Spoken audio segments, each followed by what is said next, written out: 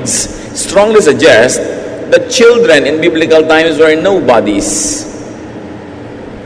Hindi masyadong pinapahalagahan ng mga bata noong unang panahon.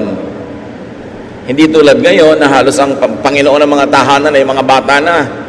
Pero noon, halos binabaliwala. In fact, children got served as offerings, as sacrifices. Not only to pagan gods, but also unbelievably even to Yahweh. Matatandaan natin that Isaac was to have been offered by Abraham. Nakarecord yan sa Genesis 22, 1-19. Mga bata, iniaalay sa apoy, sinusunog bilang offering sa religious activity. Children got sacrificed very, very easily. Tulad ni Jephthah, isang mandirigma, made a very careless vow and had to kill his young daughter just to technically fulfill it. Nasa Judges 11, 29-40. Sabi niya, papanalunin niyo lang po ako sa digmaan na ito. Pag uwi ko, ang unang sumalubong sa akin, isa-sacrifice ko. Ang unang sumalubong, anak niyang dalagita. Itinuloy niya yung kanyang panata na hindi naman natin alam kung talagang tinanggap nga ba at gusto ng Diyos yung panatan niya, pero pinatay niya yung kawawa niyang anak. Children also got eaten by cannibalistic parents. Horrific.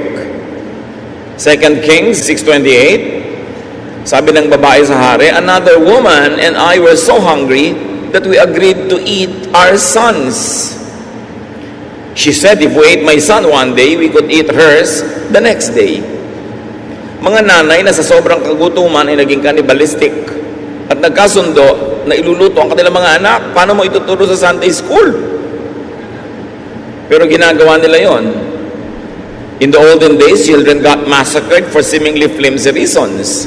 2 Kings 2:23-24. Mga bata na nanukso na isang propeta, nilapa ng mga oso. Children were readily sold to slavery. Tulad ni Joseph, pambayad sa utang ng mga magulang, ang mga anak nagiging alipin. Marami pa. And in this cultural climate that had very unkind treatment of children, Jesus is like a fresh wind blowing from the desert. He applies His doctrine of love for children. Na sobrang natin ma-appreciate kung atin mo nang talagang titingnan yung background, yung cultural background. Ano ba ang mga bata nung araw? Matthew 19:13, balikan natin. Some people brought their children to Jesus so He could place His hands on them and pray for them. At least some people thought that children needed and deserved Jesus' blessings.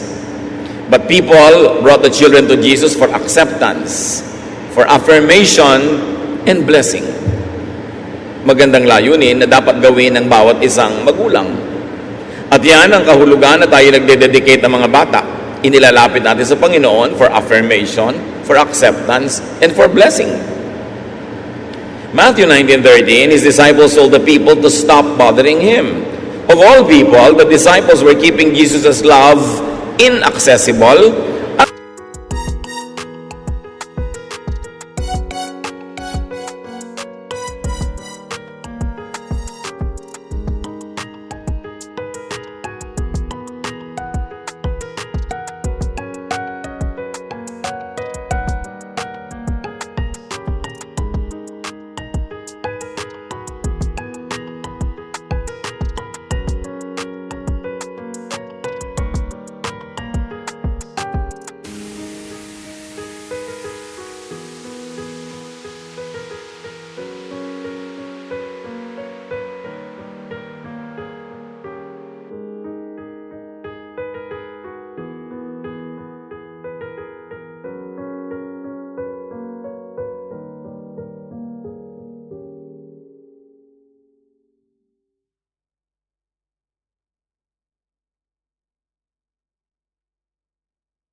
Unreachable to children. Sa halip na sila pa ang magdala ng mga bata sa Panginoon, sila pa ang sumasagabal. To them, such requests were bothersome. Abala lang. Even now, many disciples and treat believers and other followers as unwanted baggage. parang abala sa pagiging busy, abala sa ministry, forgetting that the people are really the focus of ministry. Matthew 19:14, but Jesus said, "Let the children come to me, and don't try to stop them. People are like these children, who are like these children, belong to God's kingdom."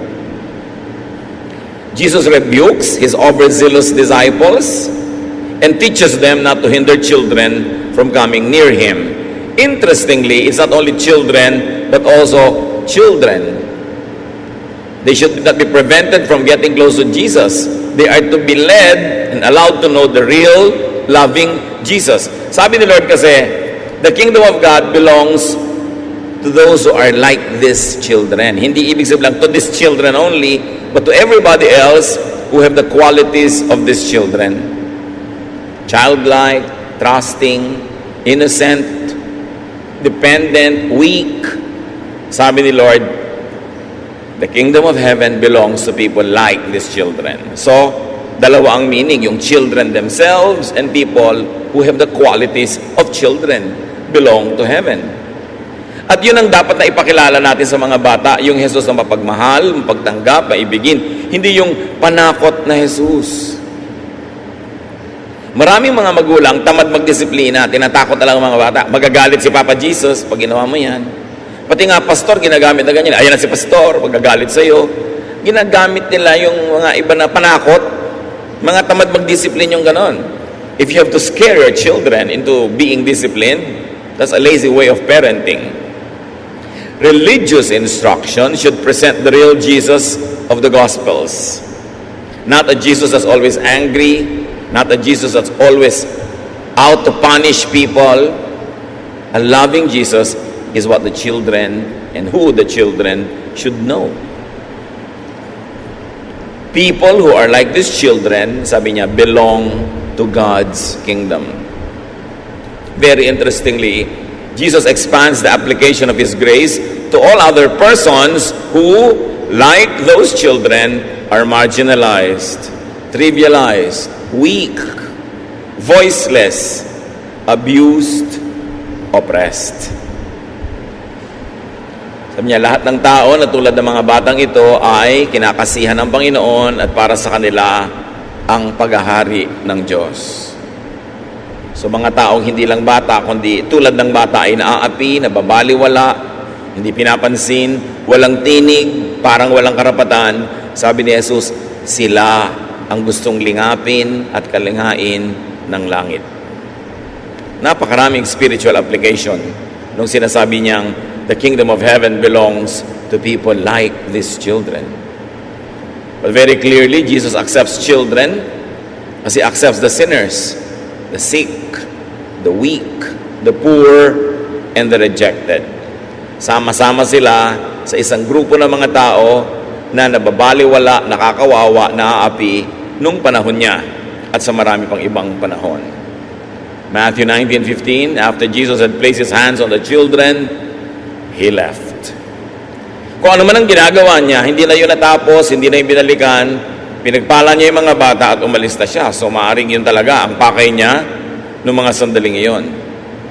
But very, very interestingly again, Jesus breaks tradition, corrects His disciples, and welcomes and blesses children. In fact, Mark 10:13-15, sinabi pa nga, nagalit siya sa mga disciples. Now, how do we treat children? Taking the cue from Jesus, the Lord of Lords, the King of Kings, in whose name every knee will bow, every tongue confess that He is Lord. Jesus who pleases God the Father in heaven. Jesus who is the complete personification of God in human form. Paano tayo matututumula kay Jesus kung paano itatrato ang mga bata? Accept children unconditionally. Warmly, hospitably into your family. Yan ang kauna-unahan dapat na maramdaman ng bata na siya ay accepted. Do not abort fetuses. Hindi sila inilalaglag. Hindi dahil unplanned pregnancy, nagkamali ka, lasing ka lang nun, Tapos bigla ka nagdalang tao, tapos ilalaglag mo. Anong kasalanan ng bata doon? Sabi po ng maraming mga dalubhasa, maliit na fetus pa lang yung bata sa loob ng sinapupunan, nakakadama na kung wanted siya or not. Kung ibig siyang ilaglag ng kanyang ina o hindi. Kung welcome siya sa mundo. At nagkakaroon niya ng epekto sa kanyang pagkatao, sa kanyang personalidad habang buhay. Do not reject children for their inborn nature. Some children have physical imperfections. Some have talents that parents might not like. Some have inclinations that do not probably fit into the culture of the family. But the family must accept the child unconditionally. The child did not ask to be born. Hindi naman niya ipinakiusap o ipilit na ipanganak siya. Napanganak siya dahil sa ginawa ng mga tao ng kanyang mga magulang. Therefore, ang mga magulang ang kauna-unahang dapat tumatanggap ng walang patakaran sa bata. Do not reject children for their inborn talent or lack of it. For inborn physical attributes. Minsan, kamukha nung kapitbahay mong naiinis ka na rin sa anak mo. Minsan, kamukha ng biyanan mo para silang pinagbiyak na yoyo. Mainit tuloy ang dugo mo sa anak mo, sa sarili mong anak. Do not reject children for inborn character traits that they did not impose upon themselves nor create. Do not hate children for being born this way or that way, especially if you are the parent or the family. Yes, improve children, help improve children, but do not reject or change them. Not even God changes people. The Lord changed me. May mga bagay na sabi, bakit pray na ako ng pray, hindi na-change? Yun ang nature mo. Pwede mo improvein. You can be the best version of yourself, but you cannot change yourself as you were created. God creates all people, and God knows what He's doing. Psalm 139, 13 to 16, you are the one who put me together inside my mother's body. So you are the one, not anyone else. You, O God, are the one who put me together inside my mother's body. You created me. You decided which genes from which grandparents will go into my body and my personality. You decided the mix, not me. God, you do it. And sabi niya sa verse 14, and I praise you because of the wonderful way you created me. Everything you do is marvelous. Of this I have no doubt. Nothing about me is hidden from you. I was secretly woven together deep in the earth below. But with your own eyes, you saw my body being formed. Even before I was born, you had written in your book everything I would do. So ang sinasabi dito ng mga awit, pinupuri kita, O Diyos, dahil sa kagilagilala sa paraan mo ako nilikha. Walang nasa aking pagkatao na lingid sa iyo. Kayo po ang lumikha sa akin nung tahimik pa lang akong nabubuo sa mahiwagang lugar. Walang nangyari sa akin at nalagay sa aking pagkatao, kulay ng aking buhok, haba ng aking mga bias, kulay ng aking mata, talino ko, walang nalagay sa akin na hindi kayo ang naglagay. At dahil dyan, dahil kayo ang naglagay ng mga ganito, para na rin inilagay nyo ang mangyayari sa buhay ko. Dahil syempre, kung binigyan mo ko ng talent sa music, well, magiging musician ako. Liba nilang sobra kung pigilin yun o pigilin ng iba. Kung ginawa mong sociable ang personality ko, ang magiging role ko sa buhay is nakikisalamuha sa maraming tao. Kung ginawa mo akong introverted, baka mga backroom jobs ang trabaho ko, yung mga tahimik na trabaho. So para nang itinakda ang mangyayari sa buhay mo dahil sa mix na ginawa sa iyo ng Diyos. At tayong mga pamilya na tumatanggap ng bawat batang isinisilang, huwag nating lilimutin yon. Hindi niya nilikha ang sarili niya, nilikha siya ng Diyos. At ang dapat gawin, mahalin, tanggapin, tulungan so the person could develop into the best versions but of his or her own self. Hindi mo pipiliting maging katulad mo, sundan ang iyong mga yapak, tularan ang naging karir mo dahil mayroong ibang nakaguhit sa kanyang palad. para sa Kanya. So accept children, very especially if they are yours. Woman, do not give your child's father a reason to doubt the child's paternity. Pag hindi malinaw sa lalaki na anak niya ang bata, paano niya paninindigan, paano niya mamahalin, paano niya susuportahan. At kung minsan, sa kawalang pag-iingat, may mga babaeng nalilito ang 5 lalaki kung sino sa kanila ang anak, ang ama. Kawawa yung bata dahil lahat magtatanggihan. Dahil sino ba naman ang gustong sumambot, sumalo, nang hindi siya tiyak kung kanya nga. Kaya iniingatan talaga ng babae ang kanyang sarili. Para hindi siya pagdududahan, anak ko ba talaga yan? Bakit kamukha ni kumpare yan? Diba? Naglihi lang ako sa kanya. Parang si Maria Clara ipinaglihi kay San Antonio. Na ipaliwanag tuloy kung ba't kamukha siya ni Padre Damaso. Dapat maingat dahil yung bata ang nagdurusa. Pag nalagay siya sa sitwasyon ng pagkakaanak sa kanya na questionable sa marami. Love children. Clearly, consistently, fabulously, extravagantly. That's when you can never be wasteful. Because love always accomplishes its beautiful mission. Maraming mga tao, kaya nung lumaki, masungit, mailap, mahiyain, masamang ugali, etc., etc., dahil kapos sa pagmamahal na natanggap ng bata. This feeling of not being loved enough while a child could haunt a person all her days, all his life. Yung kulang sa pag-ibig na hindi natanggap ng bata habang bata, napakahirap punan o takpan pag adult na siya. At napakarami mga tao, dysfunctional yung character, mahirap pakitunguhan. Ang pinagmumulan pag nag-research ka, a terrible childhood. A childhood that is spent not being loved, not being cared for, but in fact being rejected and sometimes even abused. Ang bawat sugat na nililikha natin sa puso ng isang bata ay halos hindi naghihilom buong buhay pag hindi nadala sa paanan ng Panginoon.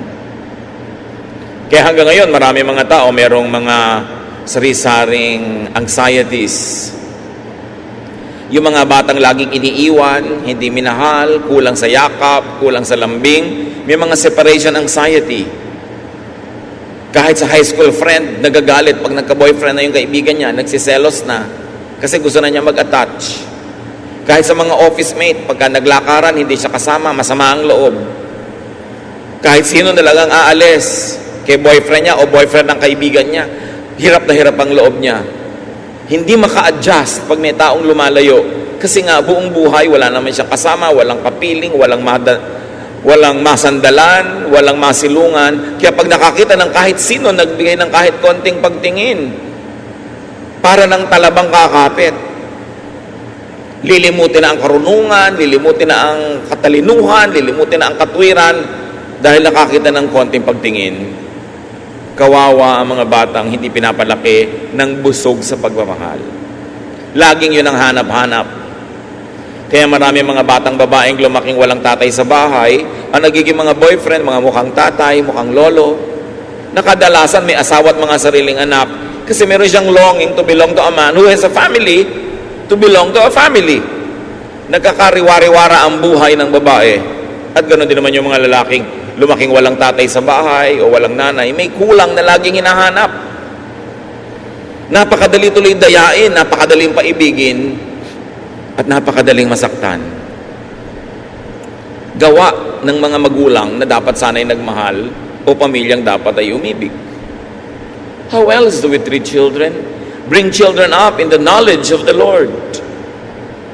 Dapat maunahan ang isip ng bata na ang laman ang Panginoon, ang karunungan ng Panginoon, ang katuruan ng Panginoon, para hindi maagaw ng iba't ibang mga nag-aagawang mga karunungan na tutukso sa kanya yung lugar na para sa Panginoon.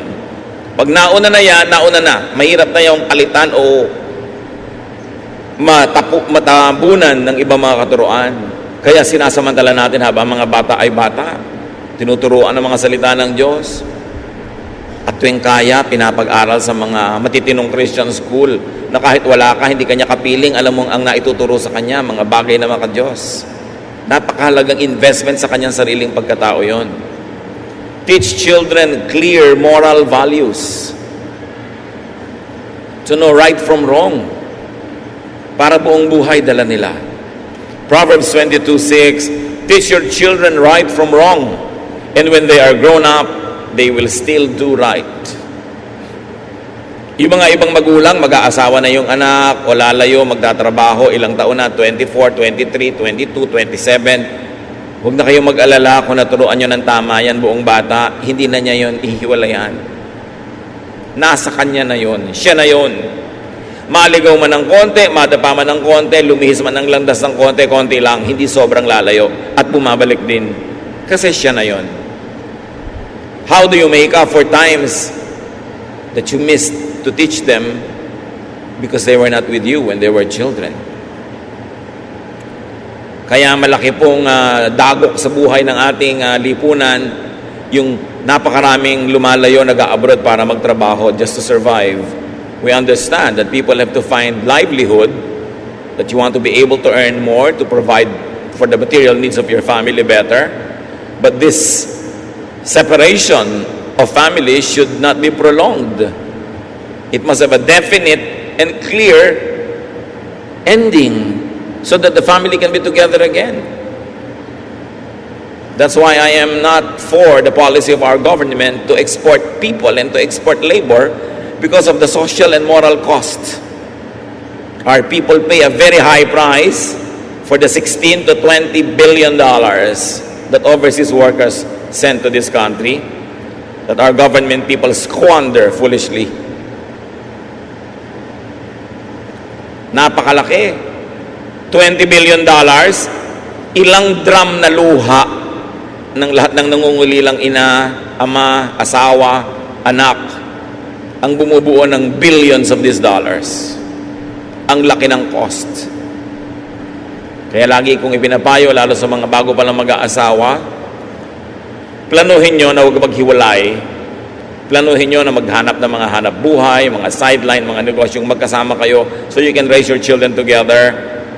Kasi kahit umuunlad ka financially, napakalaking karukhaan na hindi malimliman ang inyong mga bata habang sila'y lumalaki.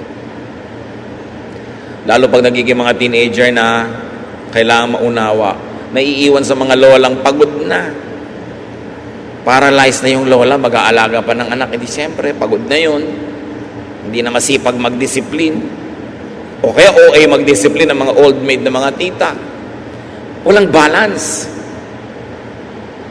When is enough? What is enough? So that parents can prioritize parenting.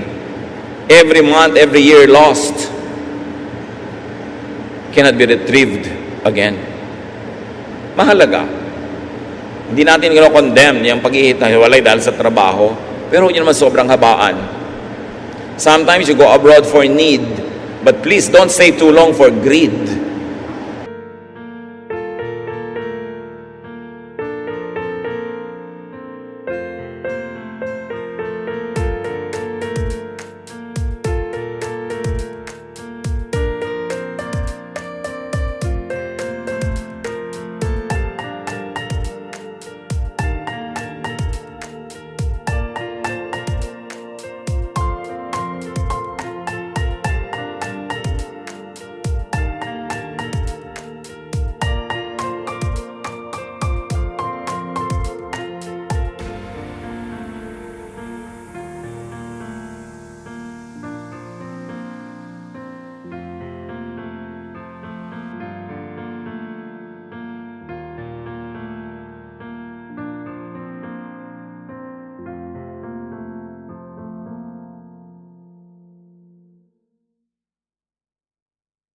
Dapat need lang. Tapos magbalik ka na, magsama-sama na uli. Kawawa ang mga bata. Kumisan tuloy to compensate, these children are spoiled. They are given all the material things that could be bought by money, And these children never learn contentment. So nakaka-breed tayo ng mga monsters kumisan. Siyempre, discipline ang kailangan sa bata, pero founded on, tempered by, and flavored by love. Hindi discipline lang without love. O hindi lang love without discipline na ginagawa mo. Pag 1 month ka lang a year na nandito, puro na lang love, wala nang discipline. Dahil baka lumayo pa loob sa'yo, isasandali ka lang nandyan. Kaya kulang sa balance. What are the best gifts to children? The gift of unconditional acceptance. The gift of a good example. The gift of feeling loved. And of course, the gift of being brought up in the knowledge of the Lord. Sabi naman ng iba, paano po yung discipline na sabi sa Bible, kailangan paluin ng bata? Proverbs 13:24, He that spareth his rod, hateth his son. But he that loveth him, chasteneth him betimes. Sabi ng King James Version. Sabi ng ibang version, spare the rod and spoil the child. What can we say about that? Kasi ngayon maraming mga conservative Christians, grabe pang mamalo ng bata. Kasi sabi daw sa Bible, minimize corporeal punishment. Sa pagbabago ng panahon at sa pagdaan ng maraming mga bagay, huwag masyadong maging literal sa pagsunod ng napakatatanda ng mga kaugalian. You know, physical punishment is so Old Testament. Pero hindi po ba dapat nating sundin ang Old Testament? Kasi po, Bible yan. Di sundin mo rin ang Leviticus 20 verse 9. If you curse your father and mother, you will be put to death. Biblical din yan. Pero siguro naman, kahit anong ngayong pagiging pasaway ng bata, hindi mo pinapatay, no? Hindi ka tulad ng araw, babatuhin ang buong baryo para mamatay. So hindi ko mo nasa Bible, buong-buo mo nang lulunukin ngayon. Titingnan mo kung paano i-apply sa mga realities mo ngayon.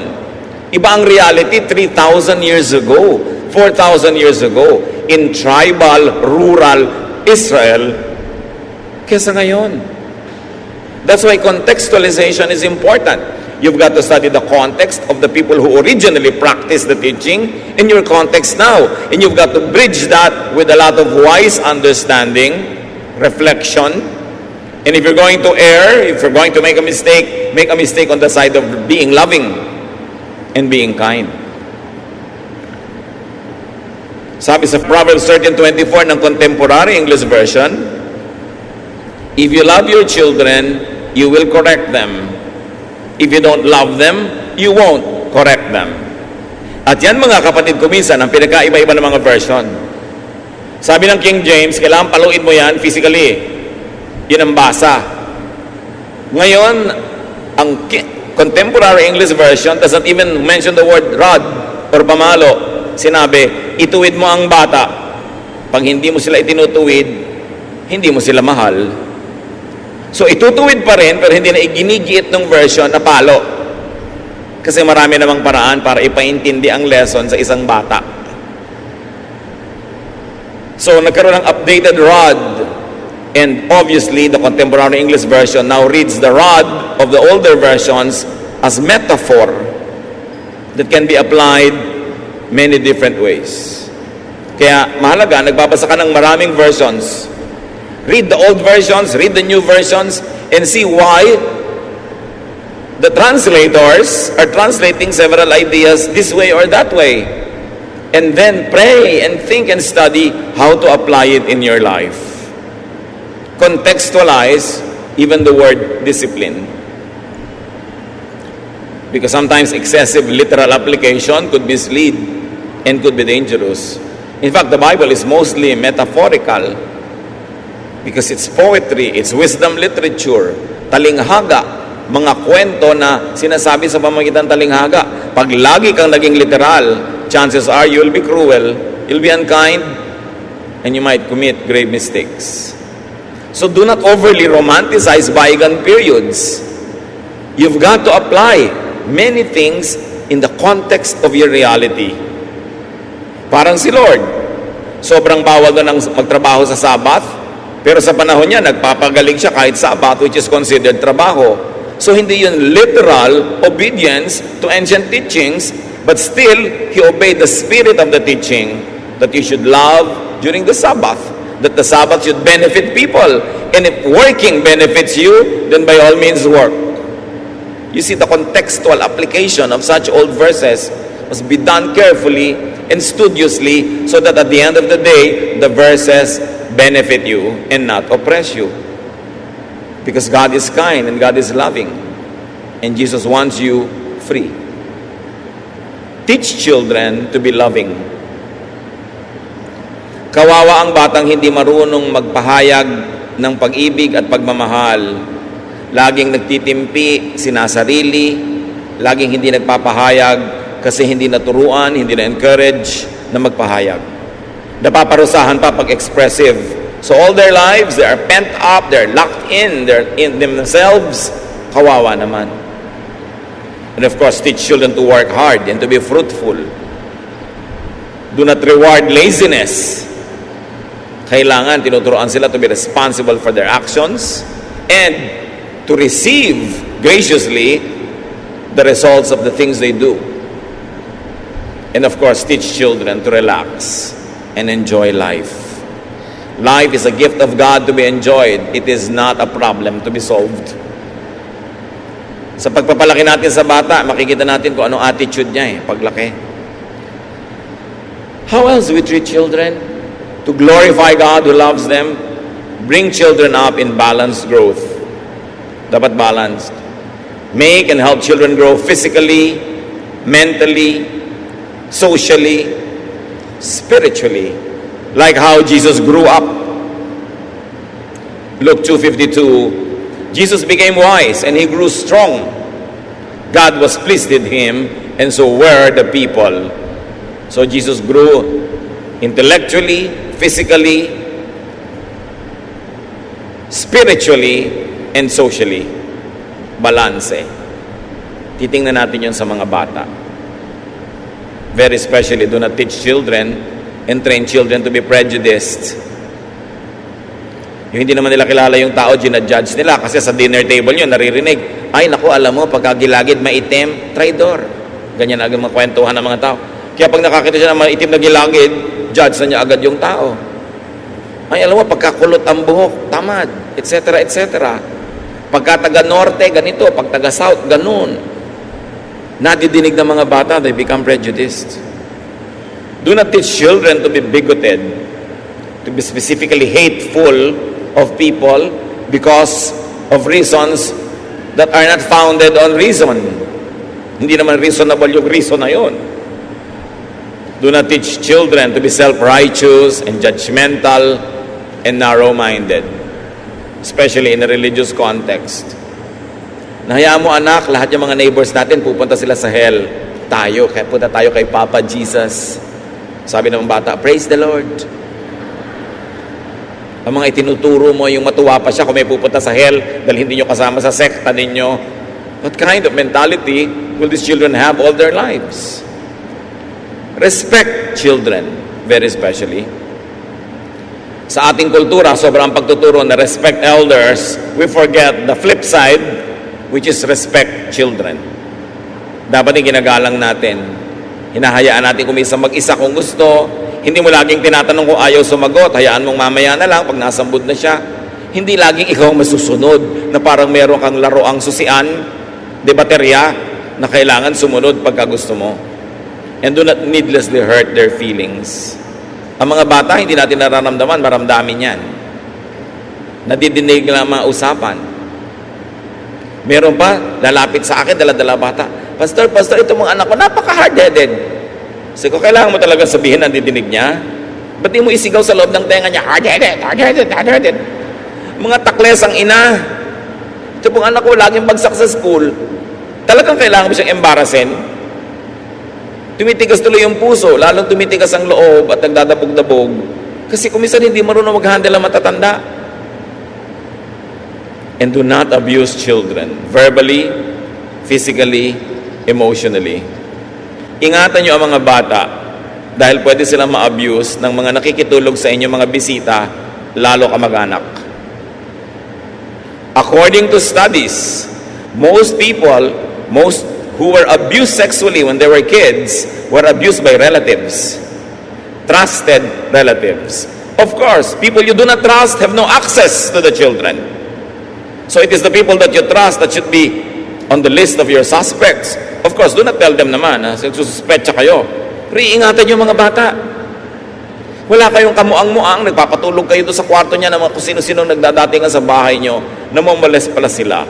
They don't know their rights, they don't know if they'll be afraid, they don't know what to do. Walang kamuang-muang ng mga magulang, ingatan nyo ang mga bata sa mga teacher, mga overnight camping, mga overnight parties. At kung minsan, kahit sa mga religious leaders and counselors, na-abuse sa mga bata. Huwag kayong parang natutulog sa pansitan na nakatungangan, nanonood ng hangin. Be alert when adults are with your children. At tuturuan nyo sila, anak, pagka merong hihipo sa'yo dito, may hihipong ganun, may halik sa'yo, huwag kang papayag, kahit sino. Kahit ka mag-anak natin, sumbong mo agad, pagalitan mo agad, huwag kang papayag. Kasi pag lagi natin tuturo sa mga bata, puro po at ang opo, na-abuse. You've got to teach children to say no. You can always tell them, anak, you can say no, but just say it politely. You may disagree with what is being told you, but disagree politely and nicely. You don't always have to obey everything. Kasi sa pag-obey nila ng mga demented, mga calloused, and mga abusive adults, napapahamak sila. Kawawa ang mga batang hindi naturuang tumanggi, pumalag, o maghindi. Minsan buong buhay nila sila'y naapi. At naapi na, hindi pa malaman kung paano tatanggi kasi hindi naturuang tumanggi. It's part of good training because there is so many things in this world that we have to refuse. Train the children to refuse. Nicely, politely, but firmly. Especially, teach them the basis of what to refuse and what to accept. Right from wrong. And of course, do not exploit children. At kung matatanda na tayo ay tinutulungan ng ating mga anak, do not be abusive in dependence and expectation. Maraming mga anak na hindi na makapag-asawa, hindi na makagawa ng future, hindi na magawa ang gusto nila dahil dumagan na sa kanila yung buong pamilya. Do not exploit and abuse, especially when they're already earning money. 2 Corinthians 12:14, parents are supposed to take care of their children. Hindi laging sila pa yung pabigat. Sila yung hadlang para matupad yung mga pangarap ng kanilang mga anak. Progressively set children free. Mula nang naputol ang pusod ng bata mula sa sinapupunan ng kanyang ina, nagsimula na yung kanyang journey na maging independent. Mga ina, kung gusto ng Diyos na lagi inyong kabuntot ang anak nyo, dapat hindi nalalagot ang pusod. Can you imagine kung 7 anak nyo? Nilalagot ng Diyos ang pusod bilang kauna-unahang act ng pagsilang dahil yun ang kalooban niya. Tapos na yung role mo na 9 months na diretsong sa'yo nakakabit si bata. Ngayon, magpapasuso ka naman, mag-aalaga ka naman for several years and then titigil na yon, iba nang kakainin niya, solid food na. In other words, progressive freedom ang ibinibigay natin sa mga bata. Hindi natin kokontrolin forever. We let them free to be themselves, to develop their natural gifts, to pursue their dreams and aspirations, and to love who they want to love. Hayaan ang mga anak na umibig ng iibigin. Hindi tayo mamimili. Hindi naman ikaw ang sisiping. Hindi naman ikaw ang sasama. Tapos sobrang makialam. Siyempre magpayo. At mga anak makinig sa payo. Madalas ang mga magulang tama. Hindi naman lagi. 99% of the time lang. Diba? na pag may kinukutuban sila doon sa gusto nyo, makinig kayo kasi merong antena ang matatanda. Alam nila kung disaster ang papasukin mo, na ikaw naman hibang na hibang sa pag-ibig, di mo kita yon. Later na lang, sasabihin mo, tama pala ang nanay. Huli na, naanakan ka na ng 4, di ka pa napapakasalan. So, tama pala ang nanay. Makikinig kayo. Pero mga magulang, nagpapayo lang tayo, huwag tayong magdikta. At the end of the day, you allow them to love who they love. Ganun ang pagiging magulang. At hindi mawawala, pinakamahalaga, pray for children. Laging pabaon nyo ay prayer, laging ang padala nyo ay prayer, prayer, lagi. Iba pa naman ang kapangyarihan ng panalangin ng magulang. Galing talaga sa pusong tapat ang pagmamahal doon sa bata. How children are loved or unloved, underloved, at childhood could have lifelong effects. Madalas ang ugali natin sa buong buhay, nabuo nung mga bata pa tayo, at binuo yun o sinira kung gaano tayo na mahal o hindi na mahal. So love children. Sa atin na lumampas sa childhood ng ating mga anak, lumampas sa pagiging bata, hindi pa huli ang lahat. Pwede pa nating ituwid kung meron tayong na-realize, naliko sa ating paraan ng pakikitungo sa ating mga anak. At mga kapatid, kung meron sa atin na biktima kayo, na nung bata kayo, you were maltreated, or you were abandoned, you were neglected, you were harmed, abused, forgive. Hindi nyo naman kailangang dalin buong buhay yung sugat ng nakaraan.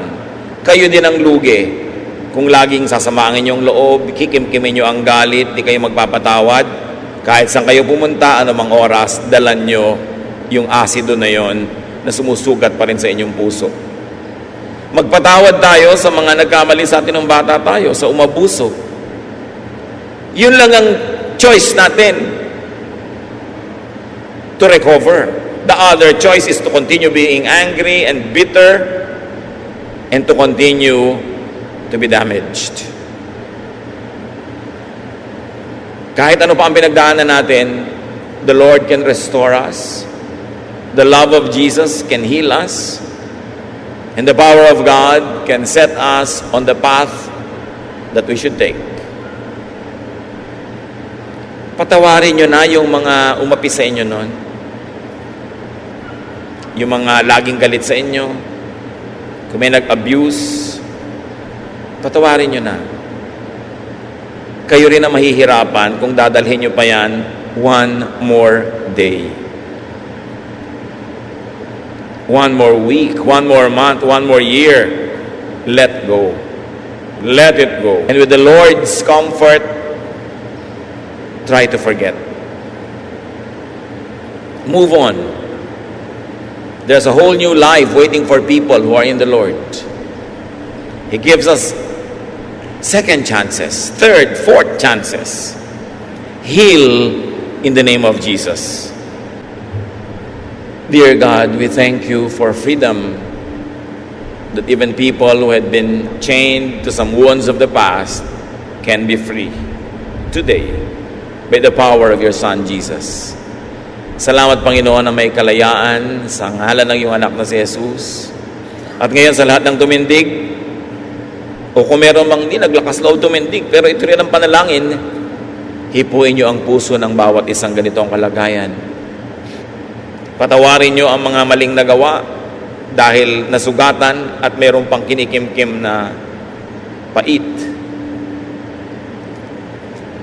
Panginoon, sa iyong mahiwaga, makapangyarihang paraan, pagalingin mo ang sugat ng mga puso ng mga taong ito.